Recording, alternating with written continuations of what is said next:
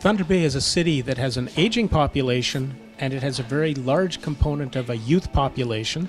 Councillor Frank Pullia is the child advocate for the city of Thunder Bay. Frank, what does the child advocate for the city of Thunder Bay do?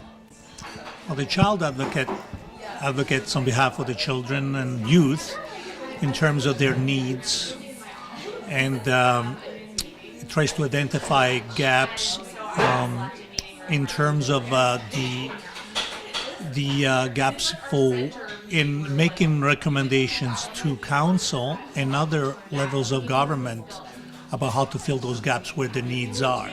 So that requires a vast amount of consultation with different organizations in the city, children organization, children groups. And that is why I was bringing forward the resolution to council to have a children charter coalition, which used to exist in the past.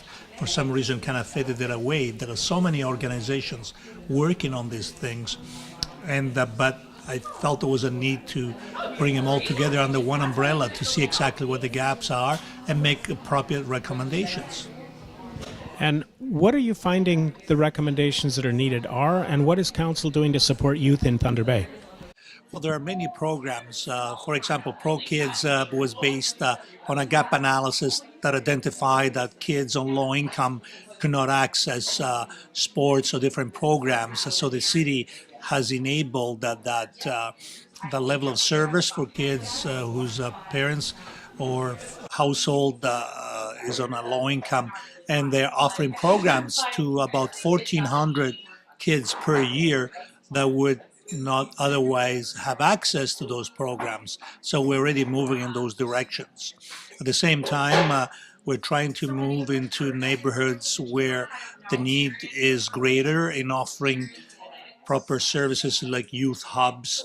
But again, those are, I still feel that there is a segment of our youth and children population, especially those at risk, where the system is not able to meet their needs in the way that they could, because it's very complex. We're not talking just about offering a program.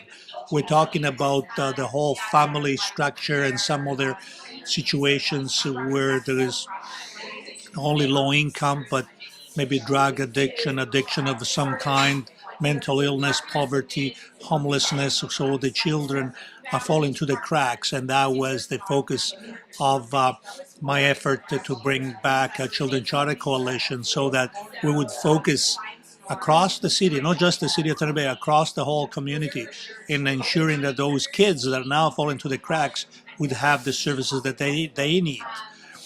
On the positive side is I know that there's emerging thinking and different ideas from different sources, including the police, including other community organizations, where they're reaching out to these children at risk, because as you know, there are different areas of the city where there may be gangs involved, and it's not just offering a program, a recreational program. It's a combination of a more of a holistic approach that needs to be taken into account in how we can provide support. And organizations like the Underground Gym or the Multicultural Youth Center have been doing some of that work, and I think they need our help. And if there's a different way to address some of those issues, we need to be proactive in doing that. And, you know, keep doing the same thing and expecting different results, it doesn't always work. We need to think outside the box. What is the real need? What is the real gap? And then you reverse engineer your programs to meet exactly that need. I think that's where we need to go. Now, in trying to do that, do you feel that the support at City Council is strong enough to protect the youth here in the city and to help them? Well, that's a general statement. I think the willingness is there, but the way maybe, is being approached, it could be more focused in terms of, for example, as you know, the resolution that I presented did not get the support that I was hoping for, but it doesn't mean that support is not forthcoming. We just have to look at it in a different way. I know that the city has applied for youth hubs.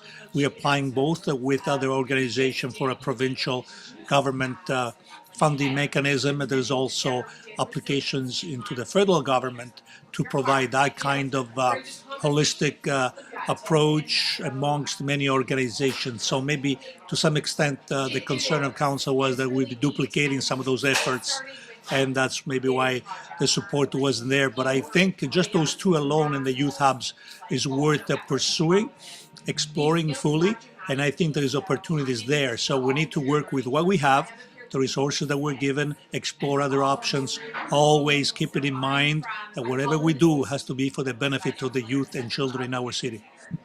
Frank, thanks for taking the time. It's James from Net News Ledger. We're at the Calico Coffee Shop talking with Councillor Frank Pullia, and we thank you for tuning in.